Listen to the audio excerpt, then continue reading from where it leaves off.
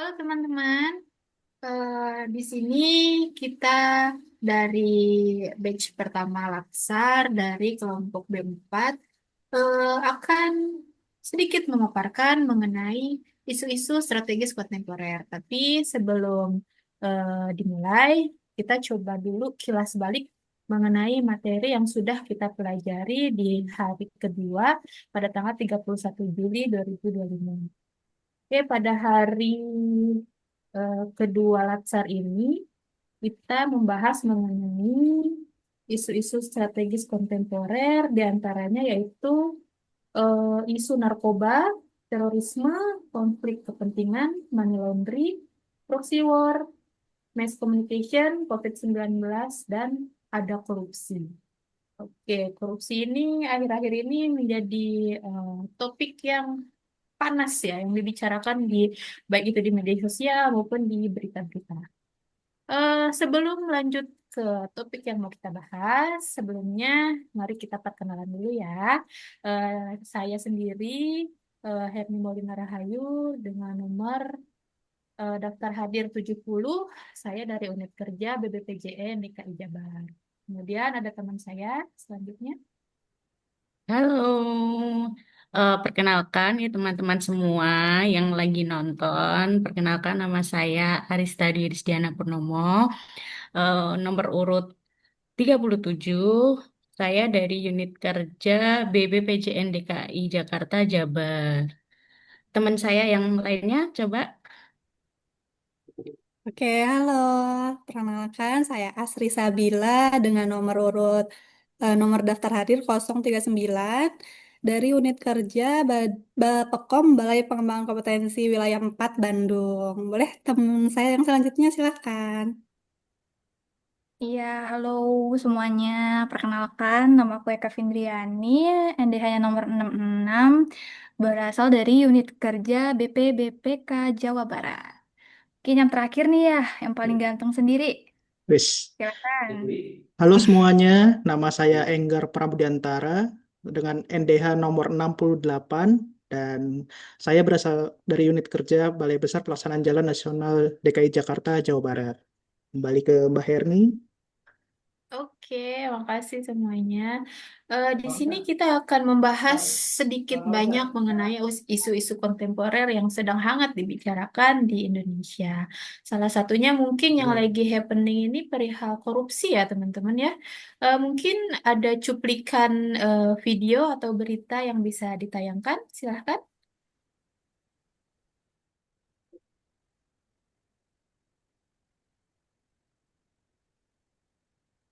Untuk suaranya Mungkin, oke, suaranya belum belum keluar. keluar. Oke, di sini banyak sekali kasus-kasus korupsi yang sudah terjadi ya, teman-teman. Di antaranya yaitu eh, tuduhan korupsi saat menjadi Menteri Komunikasi dan Informatika Kabinet Indonesia Maju. Kemudian ini untuk jual batubara, ketika menjadi Kabinet Indonesia Maju yang mengkorupsi dana COVID-19. Oke, kemudian ini mengenai klasemen sementara Liga Korupsi Indonesia. Biasanya liga ini identik dengan sepak bola ya teman-teman, tapi ini ternyata korupsi di Indonesia dengan urutan tertinggi itu tadi adalah korupsi yang dilakukan oleh Pertamina. Oke, juara umum ya. Mungkin sedikit banyak kita tahu Pertamina itu eh, beberapa waktu yang lalu eh, terendus korupsinya karena Kejagung itu sudah pernah melakukan penyelidikan dan menemukan bukti bahwa adanya praktik pengoplosan BBM jenis Pertalite, yaitu yang RON 90 dioplos jadi Pertamax RON 92 di fasilitas penyimpanan atau depo milik Pertamina. Nah, betapa sedihnya ya kita menjadi warga Indonesia merasa tertipu apa namanya ketika kita sudah mempercayakan kepada pemerintah terkait BBM yang ya setia untuk kita beli setiap hari, ternyata apa yang kita beli dengan harapan untuk eh, membeli yang kualitas terbaik yaitu Pertamax, ternyata yang kita dapat adalah Pertalite yaitu spek di bawahnya. Nah, Bagaimana kira-kira menurut teman-teman mengenai isu korupsi Pertamina yang tadi dijelaskan itu ada di urutan paling tinggi ya di Liga Klasemen Korupsi di Indonesia? Iya, betul banget Mbak Herni. Kita sebagai konsumen pasti merasa tertipu nggak sih? Kayak kan kita belinya Pertamax kok ternyata dioplos jadi Pertalite gitu kan. Dari segi kualitas aja dan peruntukan dari kendaraannya aja udah beda kan. Pasti sangat merasa dirugikan lah gitu kan. Pas saat kita beli minyak ternyata minyaknya tuh oplosan gitu. Tapi dari kasus ini tuh ada hal yang lucu juga nih gitu kan. Pas ada kasus ini lagi booming, terus tiba-tiba masyarakat nih berbondong-bondong nih pindah gitu kan ke yang si kuning gitu kan. Tapi Si kerang emang itu ya. iya si kerang itu, nah jadinya eh, pemerintah tuh malah dari melalui BUMN ya, dia bilang gitu, mengajak dan menyuruh masyarakat untuk tetap membeli produk dalam negeri gitu, membeli BBM-nya gitu kan. Jadi kayak kita itu kan punya hak nih sebagai konsumen untuk mendapatkan kualitas yang terbaik, tapi dari atas ternyata tetap disuruh nih gitu untuk mencintai produk dalam negeri gitu kan. Jadi agak apa ya, agak gimana gitu kan pandangan dari kitanya. Nah, dari minyak oplosan ini pasti itu ada dampak-dampak lah yang kita rasakan ya sebagai masyarakat. Kira-kira dari teman-teman ada nggak pandangan terkait dampak-dampak ini tuh apa aja? Nah, kalau menurutku ya, dampak korupsi sendiri, kalau kita ngomongin tentang Pertamina, mereka berbondong, bukan mereka, masyarakat nih, berbondong-bondong pindah ke yang kuning. Tentunya pasti itu kan dampak juga ya, menurunnya kepercayaan publik tuh. Bikin kita berbondong-bondong untuk pindah lah, nggak ke Pertamina lagi deh, karena takut dibohongin lagi, mungkin gitu ya. Itu bisa jadi salah satu dampaknya. Selain itu juga kritik ke pemerintah atau ke aparat penegak hukumnya juga pasti meningkat ya karena adanya dugaan ada pembiaran ataupun penundaan penanganan tuh kenapa bisa terjadi korupsi itu. Tapi menurutku bukan cuma soal pelanggaran hukum aja, tapi bisa juga menghancurkan mungkin ekonomi negara juga bisa terganggu ya atau juga rakyat bisa terbebani.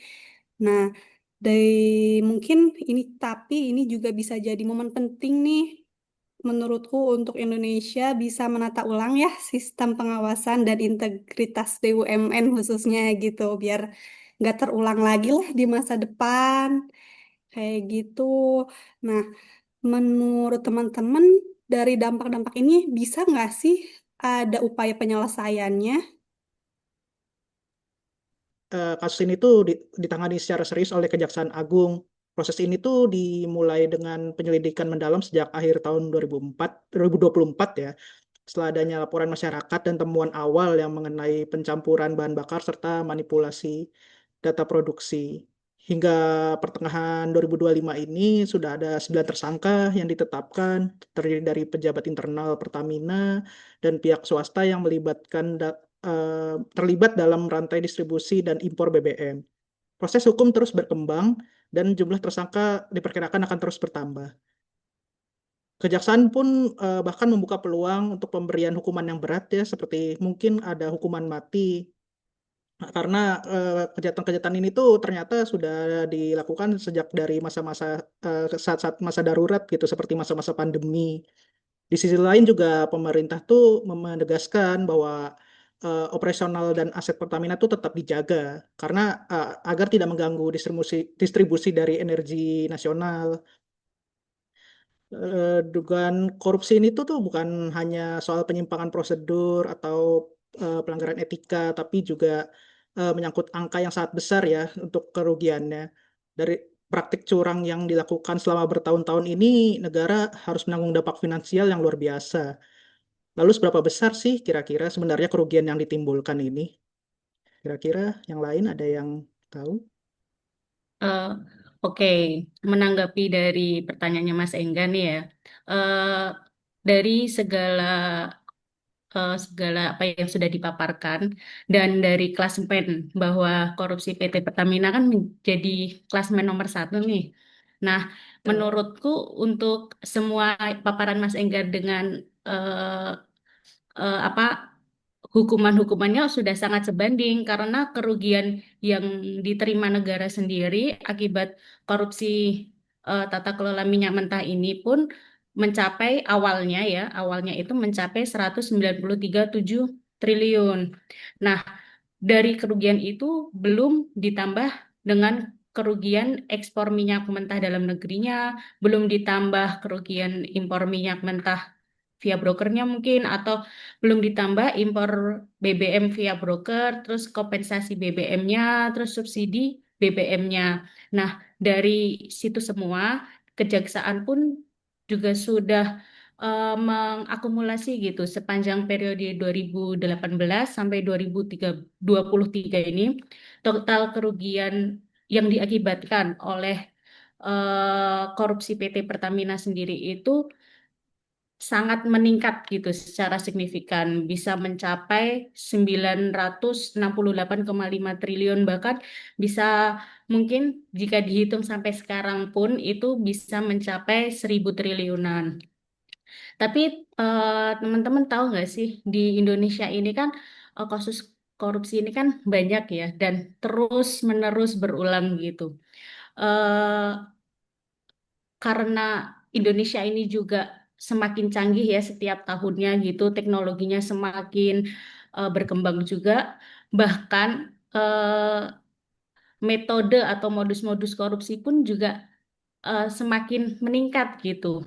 Nah, baru-baru ini ada dengar-dengar nih, ada eh, berita terkini itu tentang modus korupsi yang melibatkan money laundry atau pencucian uang.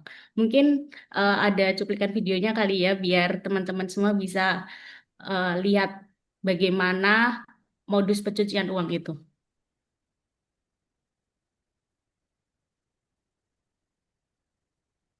Nah, ya kan, modus pencucian uang, korupsi disamarkan dari perusahaan cangkang yaitu.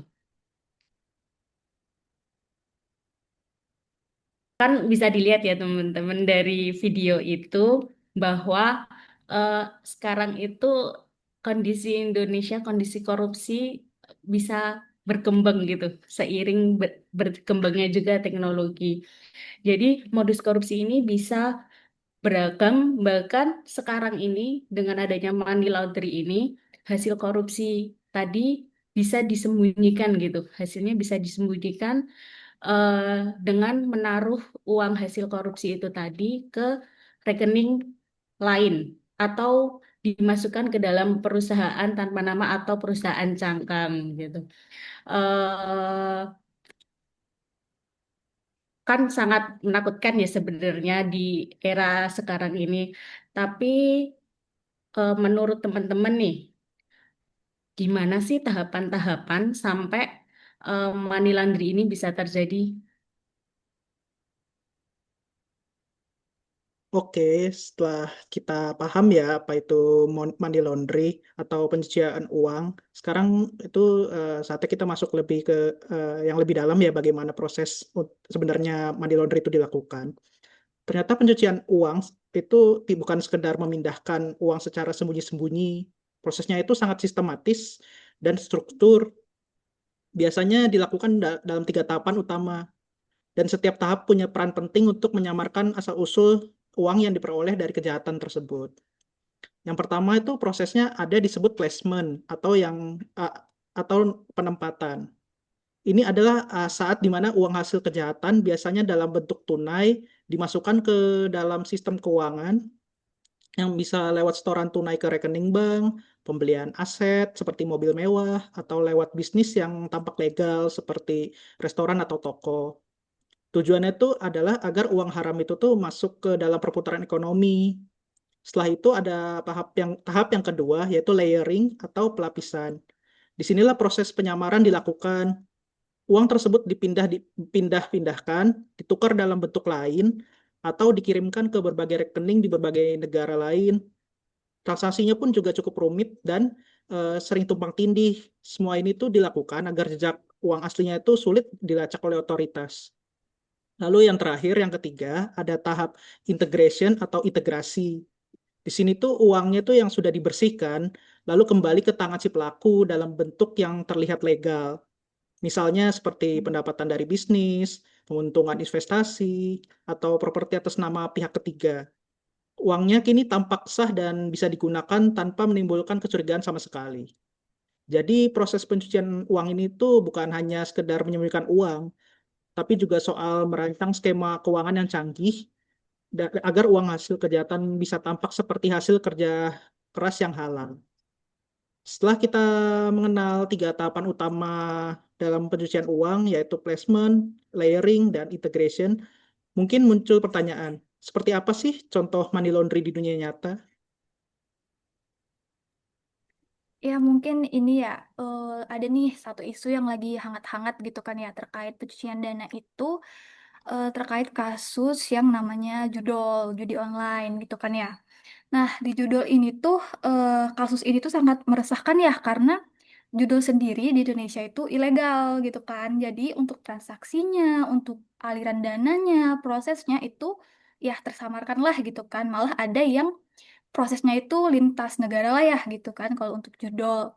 Jadi pemerintah itu terkait judol ini tuh sangat gencar-gencarnya nih untuk ditindaklanjuti biar ntar nggak semakin besar gitu kan masalahnya. Jadi untuk pencucian dana ini salah satu contohnya itu adalah si judol itu gitu kan. Terlepas dari si judul ini sendiri, si cuci dana ini pasti ada dampak-dampak gitu kan yang dirasakan oleh berbagai kalangan gitu kan ya. Kira-kira ada nggak rekan-rekan sebagai masyarakat nih kita apa aja sih gitu dampak yang terasa di kita? Kayak gitu. Oke, banyak banget sih kayaknya dampak dari judul atau dari topik si money laundry itu sendiri ya Mbak Eka ya. Mungkin salah satu yang sangat terasa itu adalah dampak ekonomi, di mana dampak ekonomi itu mungkin ada tiga aspek atau lebih lah gitu.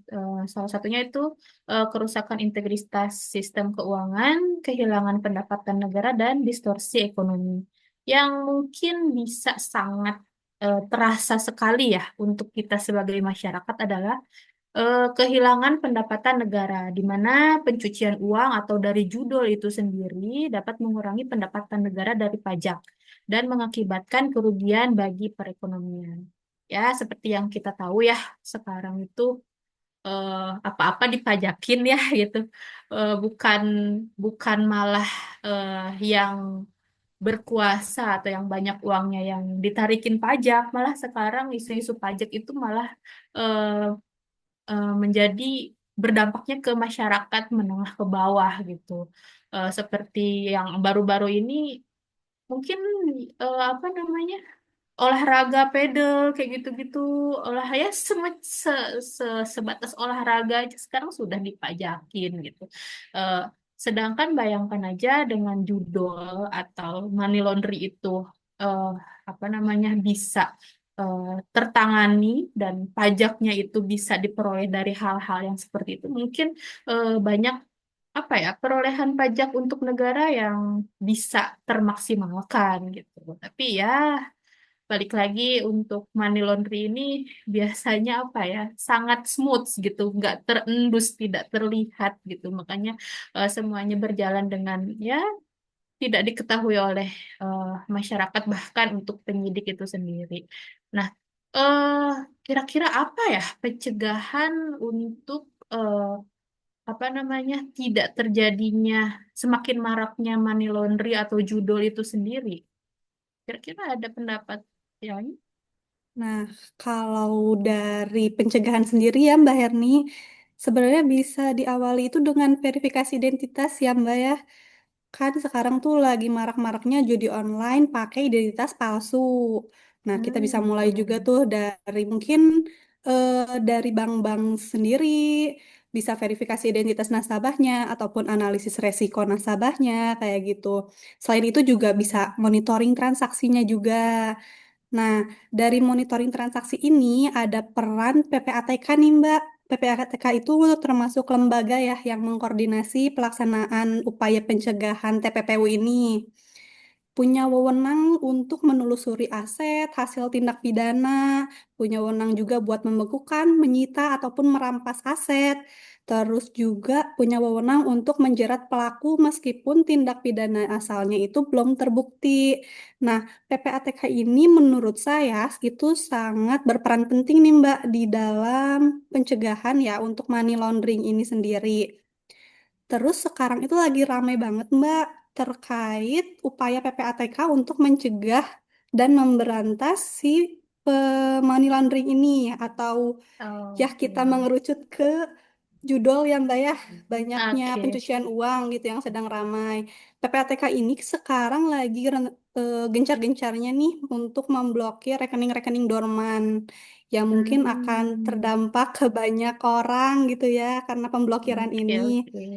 Tapi sebenarnya rekening-rekening apa sih yang bisa diblokir sama PPATK tuh kan kita juga masih awam ya. Apa sih yang bisa diblokir sama PPATK tuh? Kenapa juga bisa Oh. diblokir gitu? Mungkin ada pendapat lain ya dari teman-teman. Nah, sebenarnya yang tadi Mbak Asri tanyakan gitu kan, apa sih sebenarnya kriteria yang bisa em, dikategorikan gitu ya, menjadi transaksi yang mencurigakan gitu.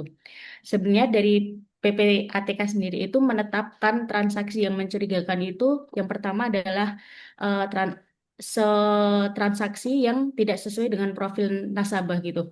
Jadi misalnya dilakukan dengan pola tidak mengikuti pola nasabah sebelumnya gitu. Misalnya ya, dia sebenarnya seorang buruh nih, seorang buruh bangunan. Terus dia tiba-tiba dapat transfer miliaran dari luar negeri. Nah kan itu cukup mencurigakan ya Mbak. Nah yang selanjutnya itu jumlah transaksi yang tidak wajar gitu. Jadi tiba-tiba nih kayak kejatuhan durian gitu, Durian kejatuhan runtuh gitu ya. durian runtuh gitu, kena hujan hujan uang gitu kali ya. Jadi Hmm. tiba-tiba di suatu rekening gitu ada eh, kiriman atau transferan gitu dalam seharinya langsung ditransfer 500 juta.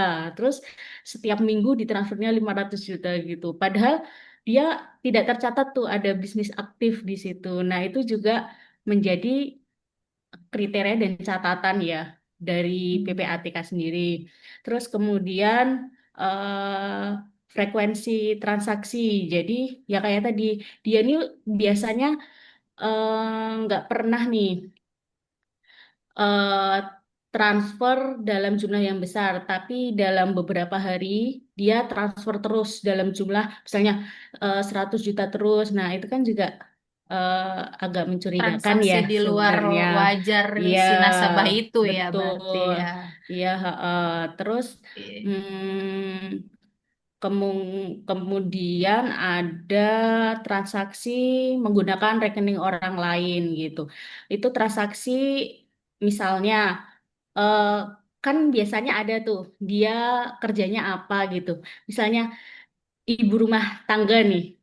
Dia tertulisnya ibu rumah tangga, tapi dia tiba-tiba dapat transaksi berapa ratus juta dari oknum siapa, dari apa misalnya bandar atau apa kayak yang seperti seperti itulah yang menjadi kriteria-kriteria dari PPATK menentukan bahwa transaksi itu mencurigakan. Nah, eh, tapi ya teman-teman dari kriteria-kriteria itu tadi sebenarnya menurut teman-teman nih, kenapa pemerintah itu menetapkan kebijakan seperti itu gitu. Walaupun bagus ya itu kebijakannya, mungkin dari teman-teman bisa ada yang memberikan pendapat kan. Mungkin kalau untuk kacamata pemerintah gitu ya, di ini tuh kan mungkin pencegahan dari si isu yang sebelumnya itu tentang cuci dana ya. Nah, jadi kebijakan ini untuk mengidentifikasi atau mendetek gitu kan, kira-kira rekening-rekening mana yang disalahgunakan oleh orang-orang atau oknum. Jadi sebelum duitnya udah tumpuk di sana gitu kan, jadi kita udah tahu duluan. Jadi kita bisa menindaklanjuti gitu sebelum terjadi kasus-kasus yang lebih besar gitu kan ya. Dan juga di situ tuh kebijakan ini membuat membuat masyarakat lebih awareness gitu kan untuk mengelola, memanfaatkan rekeningnya dengan bijak. Seperti itu sih. Nah, mungkin kan itu dari pemerintah sebagai kebijakan gitu kan ya. Nah, sedangkan kita itu sebagai pihak yang terlibat. Kira-kira ada gak sih POV dari masyarakat itu sendiri gitu kan ya? Ada nggak kira-kira teman-teman? Ya, pembekuan rekening ini ya sepertinya itu sangat menyulitkan masyarakat ya menurut saya karena kalau rekening dibuka itu kita harus menghadapi proses klarifikasi yang tidak sebentar jika ingin rekeningnya dibuka lagi. Seperti harus mengurusnya ke bank, menjelaskan asal-usul dananya itu dari mana, menunjukkan dokumen pendukung dan lain-lain seperti itu. Eh, terus juga untuk dampak bagi masyarakat ya, bayangin aja jika seseorang mendadak nggak bisa akses dananya hanya karena rekeningnya dianggap mencurigakan, terus bayangin di situ juga ada dana-dana penting seperti dana pendidikan, biaya rumah sakit, hingga gaji pegawai gitu ya, tiba-tiba terbekukan dan tidak bisa diakses gitu. Hal ini mengganggu aktivitas ekonomi seseorang, tapi juga bisa memicu krisis Betul, kepercayaan betul. juga terhadap sistem.